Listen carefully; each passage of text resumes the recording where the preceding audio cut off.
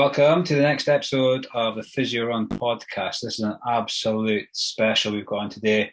We're going to chat with Don, and you'll know Don from previously when he helped me out with my last one standing, and he's doing this. In fact, Don, what was your research, and what was the main role of your research itself, and why is it important in our lives as ultra runners? Yeah, cool. So I am finalising my doctorate in sport and exercise psychology at Glasgow Caledonian University, and my thesis here, that thanks for letting me share the information with the community, is I undertook study into exploring the cognitions or the thoughts of ultra runners during their ultra running performance. So during a race.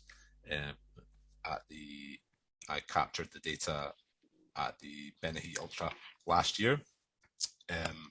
So the research set out to explore the thoughts of ultra runners during their performance using synchronous data capture. So during the same time that they're running, rather than talking to them afterwards about what they thought or that sort of thing. So I applied something called Think Aloud. So I followed a Think Aloud protocol, which encouraged the runners to think, essentially what it says in the tin, think out loud as they're running. And then I would thematically analyze the collected data after the race. So the runners were mic'd up, and we'd done some familiarization trials beforehand so they could get used to the microphone, which was attached to their pack with the dictaphone stuck in, like kind of around where the water bottle would be. So they were hooked up. We familiarized ourselves, myself included, and the participants were familiarized with the setup, followed some protocols to get themselves to think out loud, encourage them to think, say out loud what your thoughts are. I'm running on a treadmill, the sky is blue, grass is green, all that sort of stuff. I'm looking forward to my tea tonight, all that sort of stuff. So we did a couple of those. We also had the participants do the same thing, hooked up with the microphone on a training run to familiarize themselves before obviously going into the race. So then we went into the race, they were hooked up, and they went through the race thinking out loud, whatever thoughts came to their mind. I looked at the previous research in ultra running, and the research on the population only kind of applied, sort of touched on it a little bit there, pre-race measures and post-race measures. So pre-race measures, so what are your, we'll record what your mood state or your personality traits and motivations are at the moment, and then we'll measure them after your race, or we'll interview you after the race. So pre-race and post-race measures. There was one study that did in-race interviews, and they looked at, I think it was an Australian study by Kirkby. They interviewed their one runner every 35, 45 minutes, I think it was. How are you feeling? What's happening with you? So it wasn't quite the capture of what is actually happening. It was all based on like recall. So I guess having the microphone and dictaphone there would mean it's more of a continuous rather than a staged 35-minute or 45 minutes. So rather than preempting what's going to be said at the 35 minutes, you could get the thoughts that were there and now. Yeah, exactly. Perfect. Exactly. No study had explored the cognitions or the thoughts of the performance, never mind just ultra running, but ultra running performance in that way, as you say previously. So I think it's important to capture that, to understand what actually happens. Does it align with the research? Is there anything new that it shows? Because you're not just depending on recall, that sort of thing. So the study aimed to find that out, as well as map the cognitions that were found to, we now have, GPS watches and Strava and Training Peaks.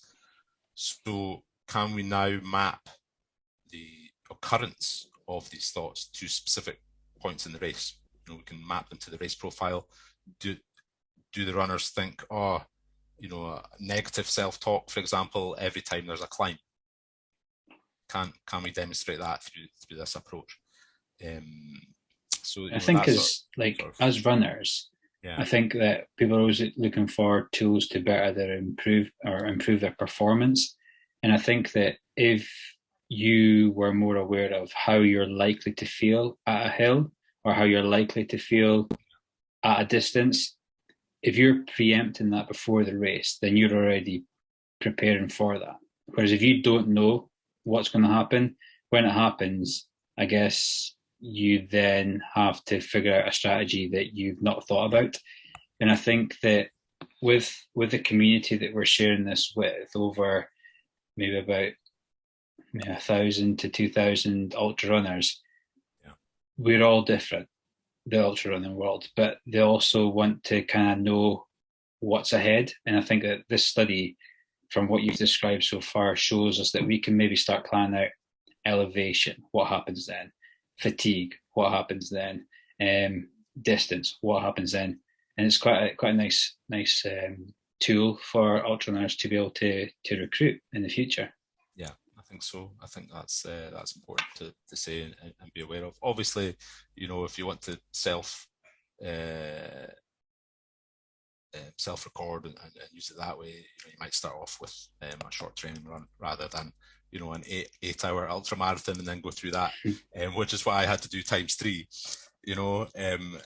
But yeah, you know, I think it's a tool, and as we'll come to discuss and share, you know, it has its value, as you say. So yeah. So what, like, I'm a layman ultra runner. What are the main things that someone like myself needs to know to make sense of what you're actually proposing or what you're actually been studying? And how would I then put this into my training plan, or how would I put that into, like, going forward? So I think it's maybe worth going through the sort of approach a bit more in depth. Then we'll kind of come to findings, and we can discuss that, and then we can build a better picture for the community about how, you know, how it can be applied. I think that might be a more logical and step-by-step way Absolutely. for No, all of us, go ahead. myself included, you know. So to conduct the research, you know, I touched on the sort of protocol that we followed, or myself and the participants, you know, and then to ensure the quality, you know, and, you know, have to, you know, the small print, you know, getting ethical approval for the study from Glasgow Caledonian University, and getting informed consent from the participants as well, who responded to the sort of social media ads. And also, I have to say thanks to the race directors. You know, you know, I did contact Andrew, for example, to get that. You know, it's politeness as well as good manners and a good ethical approach. You know, to say, hey, is it okay? You know, just so you know that, you know, there's going to be some participants taking part in a study, all that sort of stuff. So, you know, followed that. As I said, I followed a sort of evidence protocol, the Think Aloud, that's kind of growing more and more in use in sport and exercise psychology. You know, it came from initially data science, I think it was 1980, Erickson, Simon, and then it's been applied in many spheres since.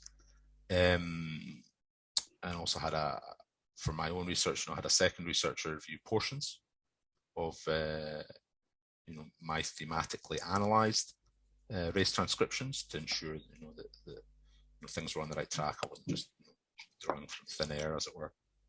Does that help to make it less subjective on your part and more directed overall, rather than this is what I think it is? It's more like two heads making sure that, okay, I collaborate with you there, or I disagree. Maybe it's a different topic there. So that's quite important. It's not your thought; it's more the rigorous structure that's there, which is quite a good idea. Exactly. And that thematic analysis approach follows the suggested sort of 6 phases put forward by Braun and Clark. So that's quite a important sort of model to follow when you're doing thematic analysis and qualitative data. So yes, followed that approach, and sort of that's how I conducted sort of ethics and the analysis, if you like. So the main things, I think, conceptually, all these nice big words. So the main things for the community to know, make sense of the topic and the research. So obviously ultra running, our community know, sort of any distance over 26.2 miles. Typical races, 50 kilometers and up. Ben Ahi Ultra is actually, I think, 50.5 kilometers. That extra 500 meters. Might make a difference. Yeah. I think the last 500 are downhill, from what I remember when I ran it. But yeah, as we've touched on, the time you're out on course, varies. Anything from the first place people, 4 hours in a 50-kilometer race to 7-8 hours, that sort of thing. I purposely chose to research in a 50-kilometer race, a short one, so we'd have less hours to analyze, but it's still a lot. So the Think Aloud protocol, we've touched on that protocol. First proposed sort of in the 80s with Erickson Simon, data science, and then it's been used in endurance or distance running. I want to do that endurance or distance running before. I've got my notes here that I'm double checking that everything I'm saying is correct. So I think it was Sampson et al. I think it was 2016, around about then.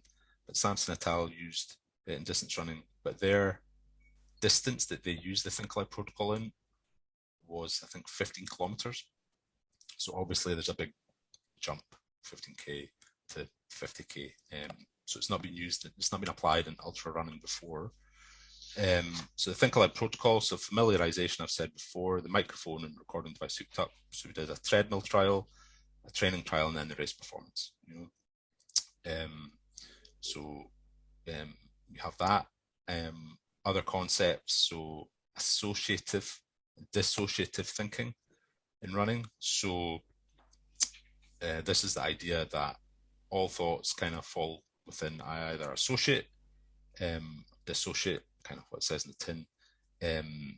Morgan and Pollock, late 70s, sort of first study looked at this in sport and marathon running, found that the sort of elites who tend to follow the sort of more associative thinking. What does associative mean, Don?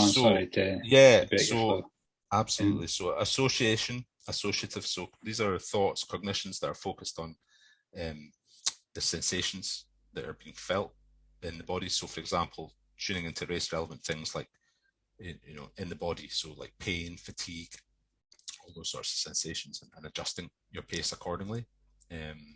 So the elites would tend to do that. And then you have dissociation. So you kind of suspend the perception of actual associations. So you're distracting yourself from the pain rather than adapting your pace accordingly. So, you might, I'm sure most of us kind of listen to music when we do sort of particularly training runs, for example. So distraction, essentially, from sort of race relevant things going on. So pain's always, the sort of general sort of catch-all used for that. Other concepts also are involved. So I think there's I want to dive straight into the findings, but I think those are the main sort of ideas. So what is the Think Aloud?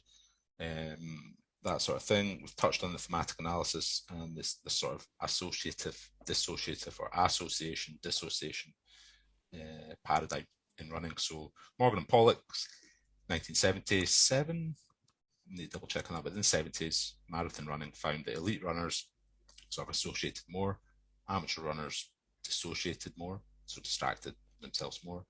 Then it was kind of updated in a sort of two-dimensional model and classification in the 90s by Stevenson and Biddle, and then it was extended by Brick et al. In the 2010s.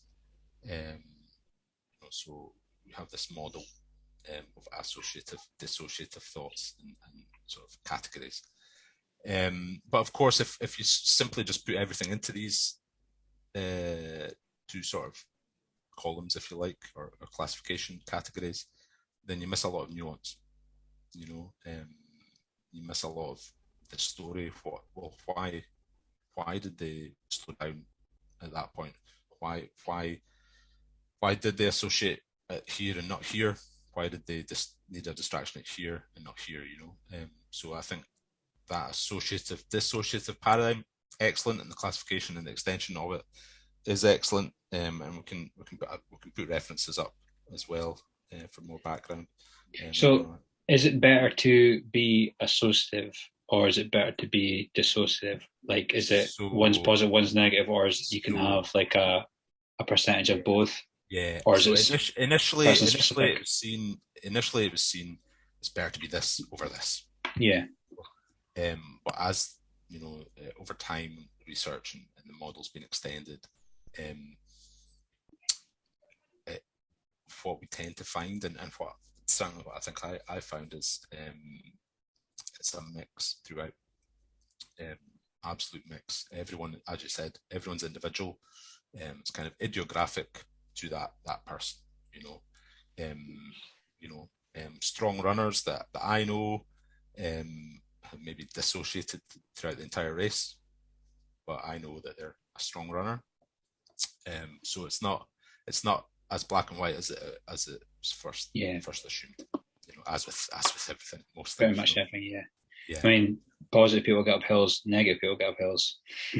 Yeah. Positive people think the hill's only as flat as the step in front of you. Negative people think this hill never ends, but they both get to the top of the hill, and it's whatever that person is probably used to as well, I guess. Absolutely. So this study found, quite a few other things going on as well outside of this paradigm that kind of helps tell the story of the sort of participants' race. So we can come on to that, no problem. So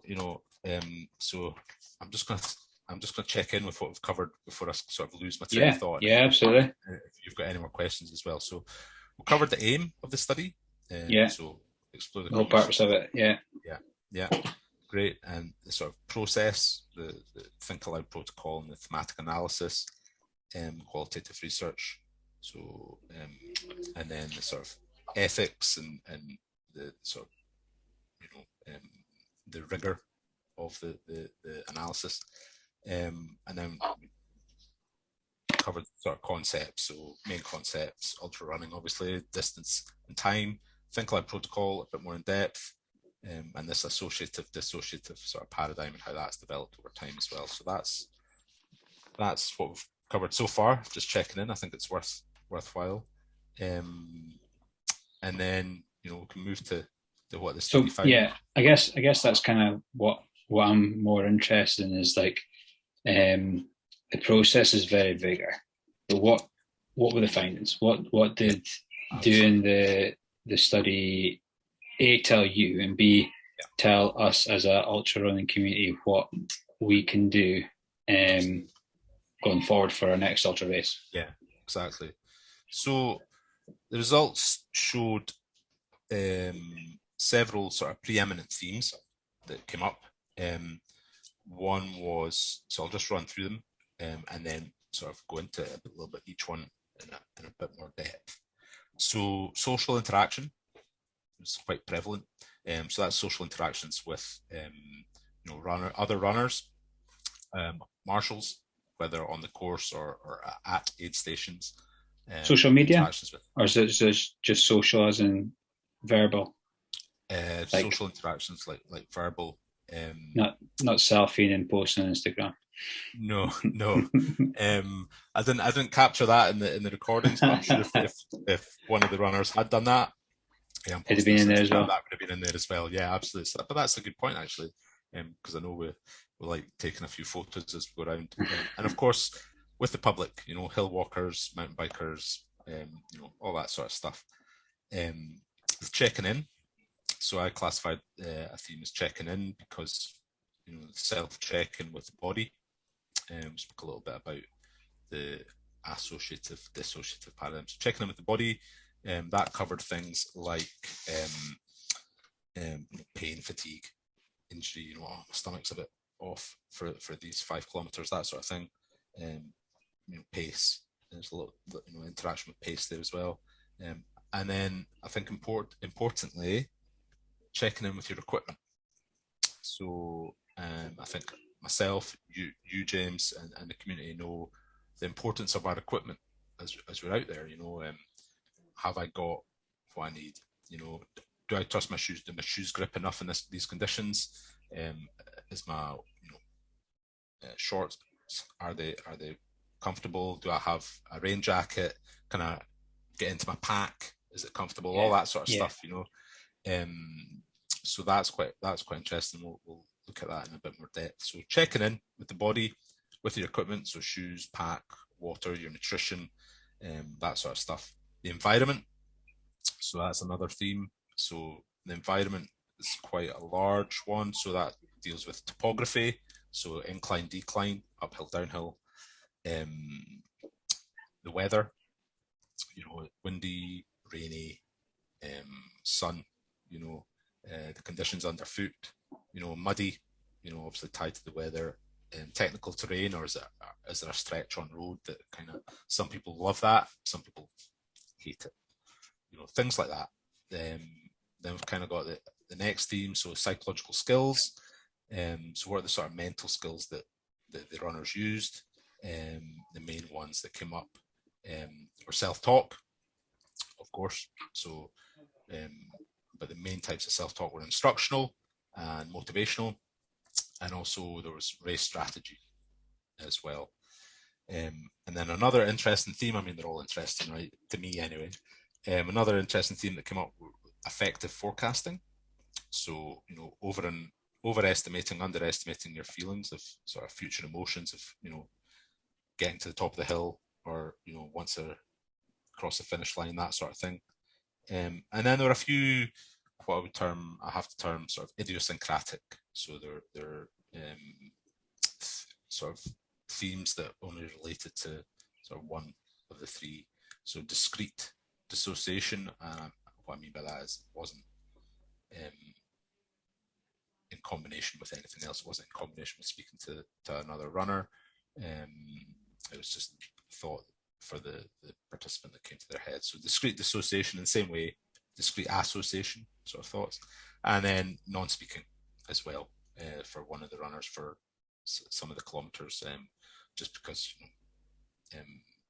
maybe they were in flow, maybe they were felt uncomfortable for those couple of kilometers, and that's fine. But we just have to be aware of the sort of idiosyncratic ones.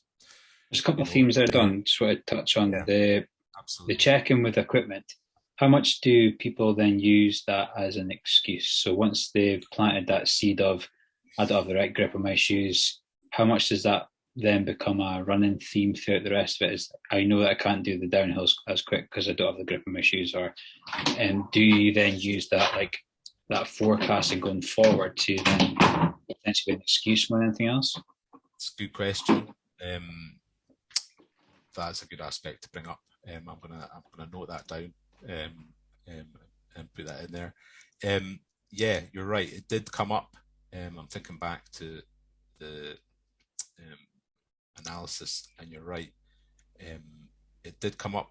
Once it came up, then it would come up quite regularly for a couple of the participants at the same footing. So every time they came to mud, it would come up, of course, for grip. But yeah, so it sounds, you've got to contextualize it in the recording. So the mood or the emotion of the way that it was said as well. Yeah, it did come up more and more. But I think at the same time the participant runner kind of adapted. So I'm just going to take it easy at this terrain, whether it was sort of more technical, they thought they didn't have grip. perceived they didn't have the grip. So it impacted on yeah, I think elements of confidence. I should say it's interesting. Yeah, so elements of it's an excuse that I can use for not on full speed at this point. But also, you know, if it's downhill and it's muddy, would you be going full speed anyway? Some of us maybe. No, true. Yeah, some of us maybe. You know, when you feel like you've got, you know, the best Vibram, you know, grip ever, then yeah, you can push it downhill. But other shoes are available. yes, indeed, you know. But yeah, that's a very good point. I guess the other one I was going to mention was about the effective forecasting, and a lot of there's a book, the Brave Athlete, where they talk about if you think about how much it's going to hurt and then visualize how much it's going to hurt, and then when it actually comes to that point and it doesn't hurt as much, you kind of think, oh Christ, that's actually not too bad. And what can you, is that the same kind of thing as that effective forecasting, or is that completely different, or am I away at the wrong deal? You're not away at the wrong thing at all. Yeah, so it's similar to that. So if I'm overestimating or underestimating feelings of, you know, how awesome I'm going to feel at the top of the climb, you know, or yes, you know, like you say with the Brave Athlete one, if you think, oh, I'm going to feel destroyed halfway through the race, but then you get to halfway through the race and you're like, oh, I feel all right. Yeah. So that's, you know, the effective forecasting. You're forecasting your future state, but then actually, you know, you've overestimated it or you've underestimated it. So I've underestimated how good or bad I'm going to feel, and then, you know, I think that's a massive thing. Is like in a recent race with myself, the pain came a lot sooner than I had expected to. So I probably underestimated or under kind of forecasted when I was going to feel like I was going to be hurting. And when it did come, I was like, oh my God, I'm going to have to completely change my whole strategy. But then when it actually passed, I was like, oh, actually I can go back to my strategy again. So it's kind of like not knowing. I guess it's being aware of that you can over and underestimate that whole feelings of what you're going to feel in the future. Yeah. Cool. We've got a minute. So what we might do is stop. I'm going to do a little ad break, and then we'll just start again if that's okay to do. And we'll just pick up from that effective forecasting if that's okay. Perfect. Thanks.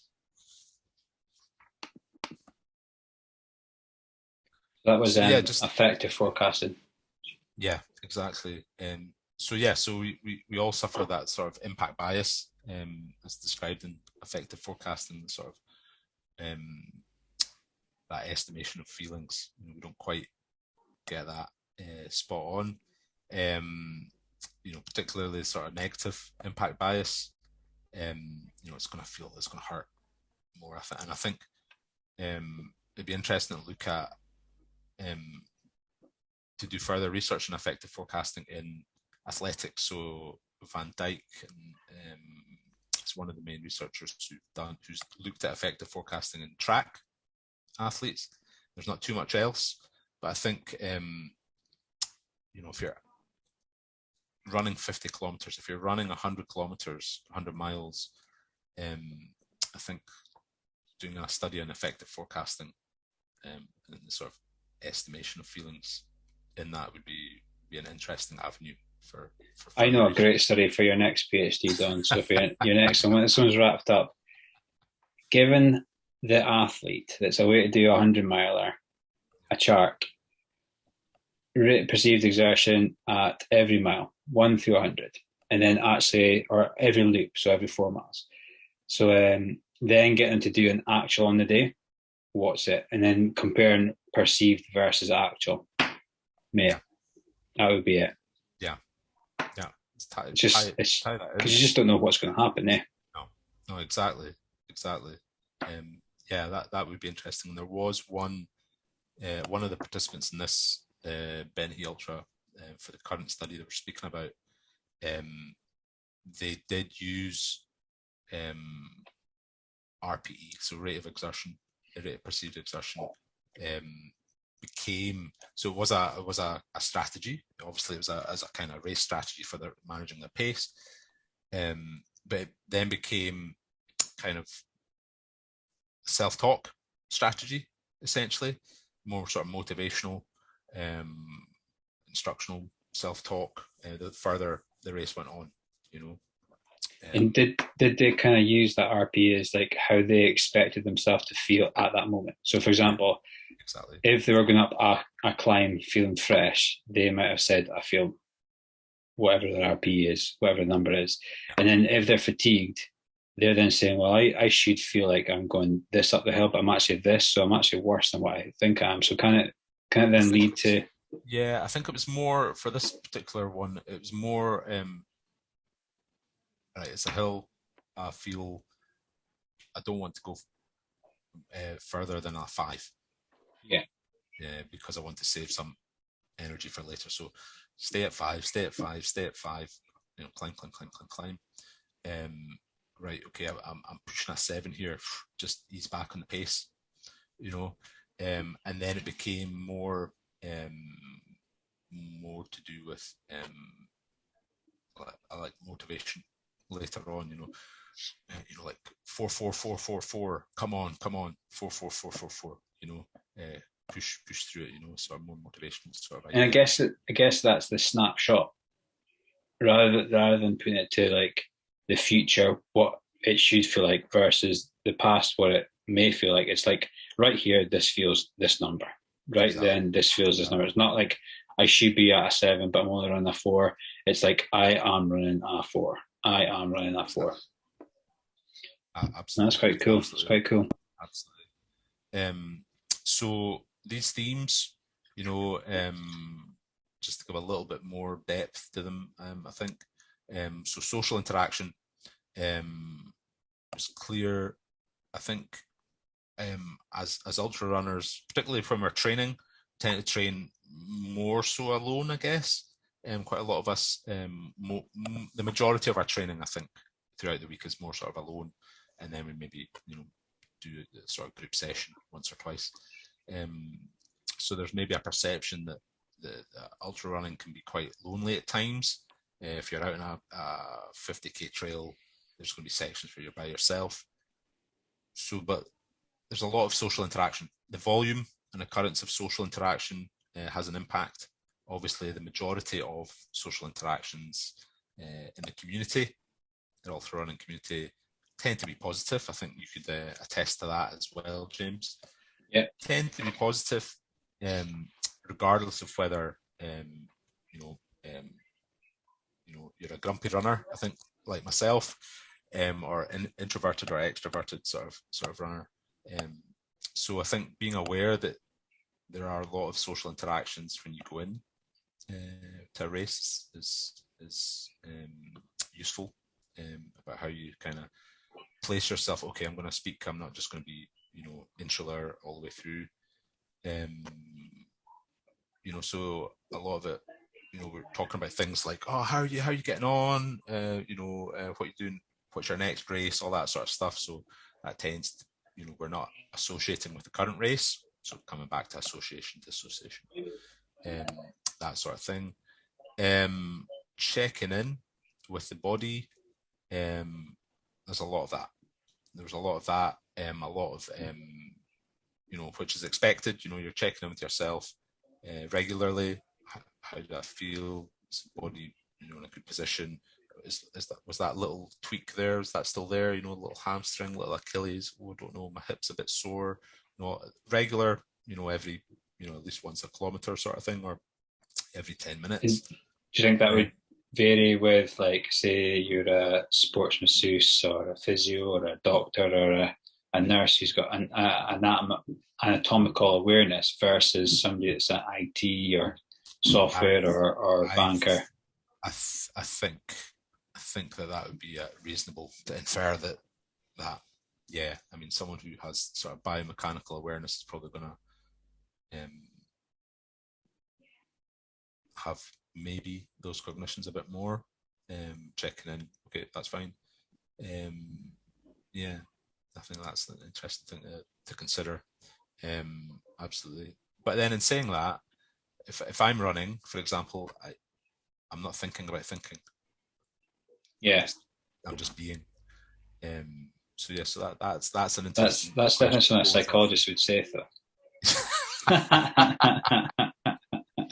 I think that'd be interesting to yeah. look at. There's another thing that you touched on there, the social interaction, and it was a recent race I was doing. Is the first maybe 25% of the race. Now I very much just listen to people talking, and it was all about food. The whole 25% was about food. Not one thing uttered on the route was anything other than food. And see the last 25% of the race, injury. Nothing else was talked about injury, past injuries, previous injuries, current injuries, what they're feeling just now.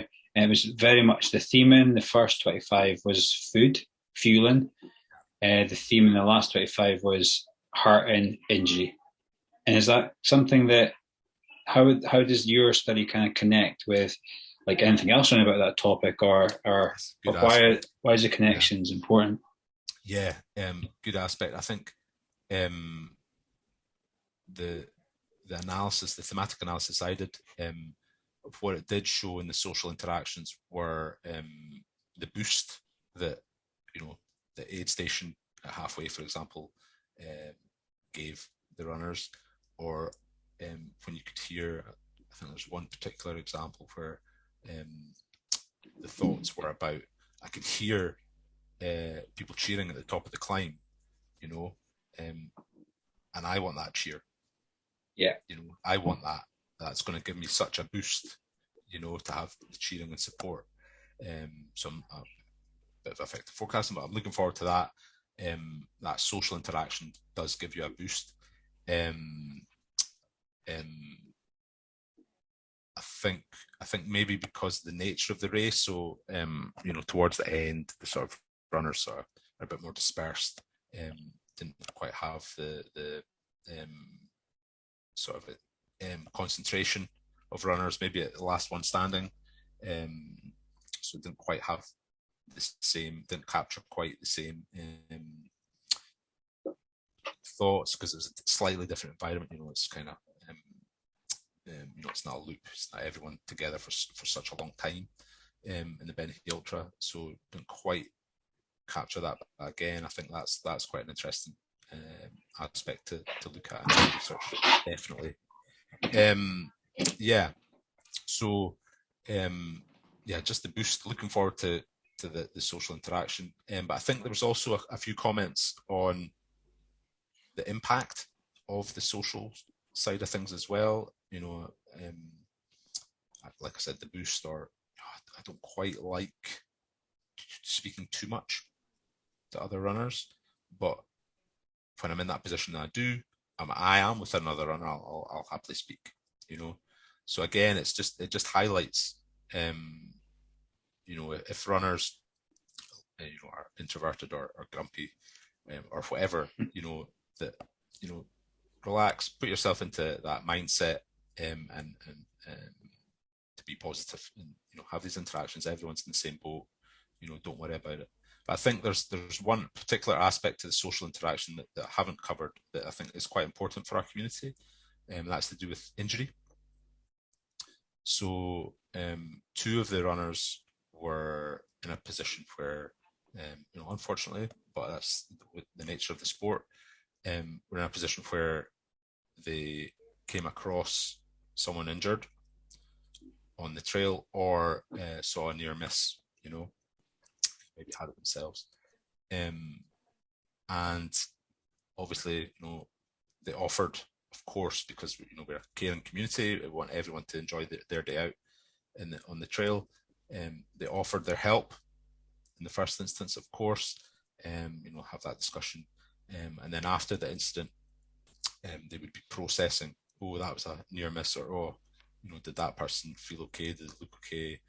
Oh, they were processing it for, depending on what the injury that they saw was, they'd be processing that for the next 3 minutes or the next half an hour. And that aligns quite nicely with the research on pain empathy.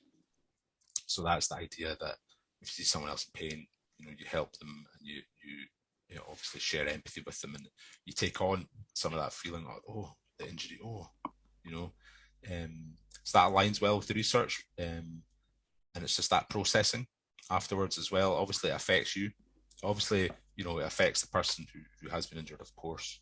Can't take away from that. But in terms of the findings, you know, the processing afterwards as well, thinking about the incident, and you know, hoping that the person's okay. So again, showing empathy, and then obviously, you know, it's a recurring thought until the participant process that, and then just kind of move on. So social interaction with injured runners, I think, you know, initially when I was writing up the thesis, I thought, oh, how do I deal with injury? You know, how do I deal with it in a sort of empathic way? You know, no pun intended, but how do I deal with it in a sort of respectful manner? But I think it's good that it came up for a couple of the runners, in the sense that it helps us understand how and why we deal with it when we see it, and it also showed how great the community was, and how the runners sort of help each other out in the trail, because, as I say, we want everyone to enjoy it, go home safe, you know, and have a great day out, you know. I guess it's that whole shock thing as well, when somebody does see it, like something that must have happened on the race, or something's happened to an injury, or had a close thing. You are trying to process it to maybe try and stop it from happening again, or stop it from happening to you. Like, how did they do that? How are they able to do that in that section? I must be able to make sure that I lift my feet or whatever. So you kind of like, you're taking like somebody else's experience and changing your own to a certain degree. You're taking that empathy, and you're taking it in yourself, you know, and you're just making me think of coming back to the equipment. So how did they do that? Maybe they slipped. Oh, are my shoes? Yeah. You know, and you processing it for and it must be quite a person-specific way of processing that, because one person might say, oh, they must have been tired, they didn't lift their feet high enough. The next person might say, oh, their grip, or they must have been under field. So depending on what, I guess, your fear of what's happening to yourself, is you're going to shape that to yourself. Good point. Absolutely. So I think it's taking that unfortunate incident and getting a learning from it for the whole of the community, you know. So paying empathy, you know, obviously absolutely make sure the person's safe and is all right, but also, you know, understand that it's okay to be processing it afterwards as well. You know, absolutely. So that was an important point there. In terms of environment, you know, I think we've covered check-in, body, the equipment, social interaction. Now we've addressed injury. In terms of environment, in terms of topography, weather, conditions underfoot, obviously these things all interact with each other. There's no like separation as such, but topography, as you know, so Benahee, a few decent climbs, you know. Some people love the climb, some people prefer downhill, you know, sort of findings there. Some people prefer the finish. Yeah, absolutely. So, you know, that sort of thing happened. The realization of that as well, I think, happened in one instance. I actually prefer, you know, this to this, uphill, downhill, or vice versa. The impact of weather. So I think it was quite windy up in the plateau, foggy as well. So that had an impact. And obviously conditions, we've spoken about that in terms of grip, that sort of thing, and ease off when it becomes quite technical, or you know when to push. Psychological skills, so self-talk, instructional, motivational, were sort of clear, predominant or dominant themes there. Motivational, kind of from early on in some cases. So motivational, and then instructional kind of tends to be used more in the difficult terrain. So, you know, conditions underfoot, you know, one foot in front of the other, get through this, climb up here, you know, left foot, right foot, all that sort of stuff. Or even just, right, kilometer 7, what we're going to do. So it ties in like a bit with race strategy as well. So yeah, every 7 kilometers, I'm going to go for my nutrition. So again, ties in with checking in with your equipment and your pack. So that's what we're going to do. So difficult conditions, definitely instructional. When fatigue kicks in, definitely more motivational. You can sort of infer that a little bit. We've covered effective forecasting, idiosyncratic themes. I think kind of discussed as well. So yeah, so psychological skills more prevalent later into the race. Instructional self-talk, use the more difficult terrain. Social interaction occurs throughout, and I think the effective forecasting occurred sort of more difficult terrain as well. Yeah. So I guess one of the big things is like, what were your findings from your study, and like what else do we know around about this kind of topic, and like what's important? Why is it important? Yeah, absolutely. So like what does this connect to other studies, or what's so the findings do support a lot of the previous research in terms of we discussed this dissociation association sort of paradigm and cognitions there, but there's a wider range of thoughts going on than just okay, I'm just associating, checking in with a pace. Effective forecasting is an impact. So if you can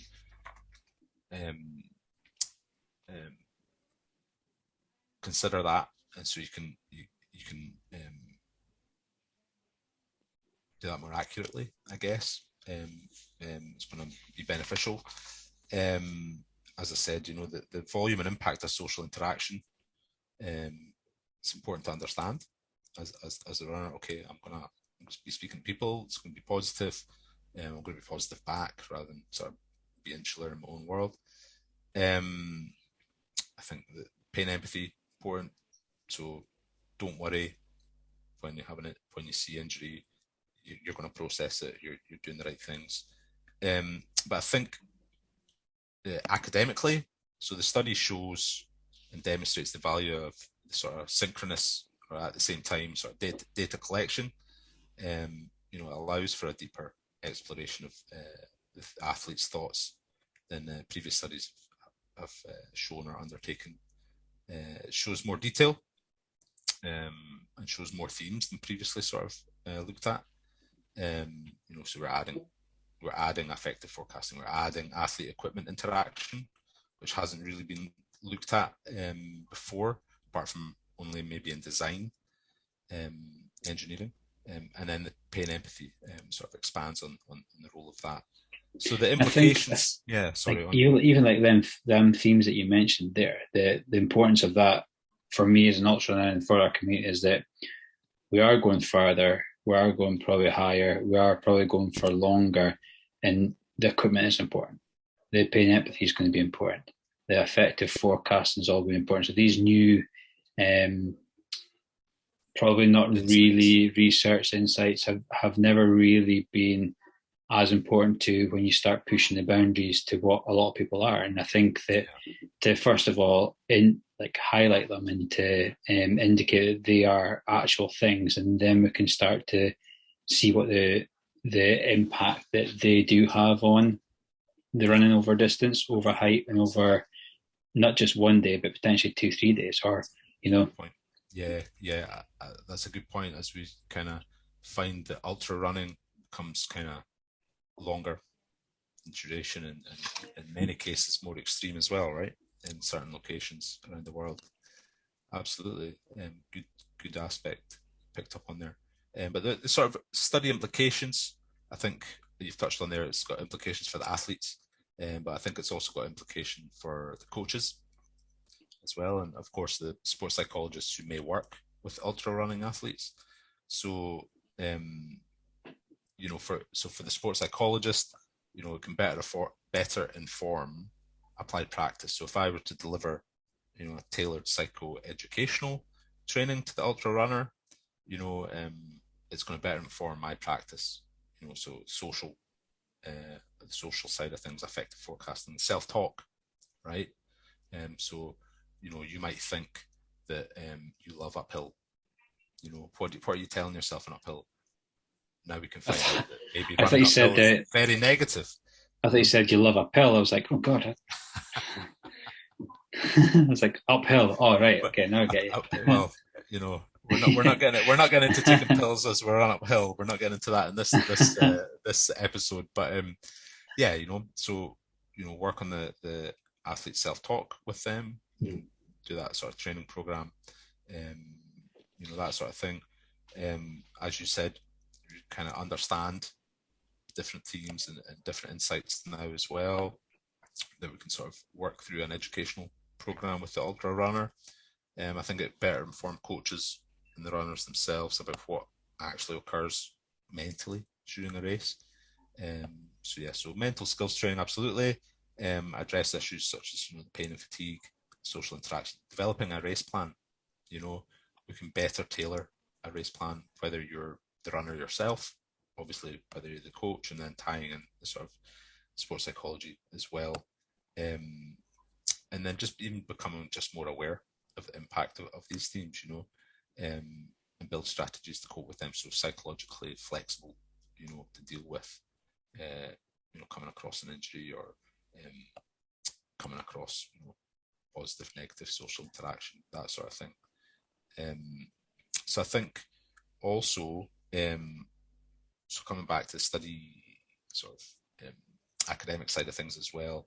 So the use of the Think Loud protocol with ultra runners, I think it was time intensive for myself, but I think there's possibilities. It's opened up possibilities to, can it be a diagnostic tool to use for an athlete where they can review and discuss their performance with their coach? You know, obviously time intensive, you know, it's maybe not ready to be used widespread, but hey, it's up to the athlete and the coach if they've got the time, potentially, as well as the sports psychologist. You know, you can, but essentially, you know, potential for diagnostic tool with an aim to develop sort of appropriate skills to better and enhance performance. Right, that's the name of the game. Absolutely. Yeah. I think that it's no secret that I did a bit of work with yourself when I was preparing for the 100 miler that I just completed, and it was the effective forecasting that made a massive difference. It was the equipment pre-planning, think about what problems are going to come up, the pain and empathy, what you're going to do when you feel like this, and they were probably the most strongest tools that I was able to take, and they were actually more important than the equipment itself. It was more important than the feelings on the day itself. Was preparing for what I was going to feel, preparing what if your equipment doesn't work, because then when it didn't work, you could just switch right back into whatever you need to do. And I think that when you propose like these themes, they're the most important themes for myself, and they're the ones that I would probably be speaking to the community about, speaking to somebody like yourself about these themes, because these are the things that are the here and now on the ground you're going to come across. Yeah, absolutely. You know, I mean, you know, I mean, I'm aware that, you know, it was only 3 runners, for example, you know, so to extrapolate it to everyone is maybe a bit of a stretch, but it's a start of using this approach and looking at thoughts. You know, I'm well aware that there may be other mental skills that are used by different runners, you know, and different themes may have come up with different participants. But for this study, with these 3 participants, these were the dominant themes that came up. So it's a good start, and it proves the value of the approach and the analysis for this sort of field and domain, and this sort of population, the community that you and I are both sort of involved with as well. So yeah, I think it's been insightful doing the study, and I hope it's kind of, you know, sharing it via yourself as well kind of gives it back to everyone as well, you know. So thankful for the people who've been involved, you know, giving it back to them, and not just you know, writing it up in a journal research paper, journal, academic journal, put it on a shelf, kind of keeps it away from the people who kind of would most benefit, you know. Yeah, no, well, that kind of probably takes us to a nice little finishing point there, Don. I really appreciate you coming on to the Physio Run podcast to share your thoughts on, not just your thoughts, but share your expertise around about this area itself. And it's definitely something that I'd want to maybe speak out with to you about further, so I could actually improve my performance a wee bit further. But it is so important that you mentioned that it was only on 3 runners, but pretty much every runner goes through this kind of process. And I think that it's not just for the 3 runners that you worked with, it was pretty much that these are the kind of things that, with working in the community that we work in, with working with ultra runners, these are common themes. And if there's tools to manage the physical side of things, such as training plans, such as training intensities, training volumes, training parameters, there has to be something that helps train the psychological side or the mental side of it. And I think that as sport develops from a physical only to a physical and psychosocial empathy, we have to have the tools there. And I think that it's great to hear that this work's been done, and it's really interesting to hear that the things that we're thinking about when we are running are actually able to be processed, and actually there is a kind of reason for doing that. And I look forward to see where your research goes. And yeah, really appreciate you coming on and chatting this through. And if anyone is interested in chatting to Dawn, please get in contact with myself, and I can pass your details on to Dawn yourself. Or are you allowed to say what your social media handles is, or do you want me to take all the inquiries through mine? It's 6 and 2 3s. Yeah, so you can reach me on %psychology, all one word, on Instagram. That would be the most appropriate, or via James, via yourself. Yeah. Perfect. Yeah, good. Thanks for having me on. It's, as I said, it's great to be able to share the findings and the research back to the community as well, directly. You still there, Don? Yeah. Yeah, you've got a blank screen there for a second. Yeah. No, so what I'll do is I will wrap up the recording there, and yeah, thank you very much, Don, for your time, and I really appreciate you coming on and sharing your wisdom and thoughts with us. Appreciate that.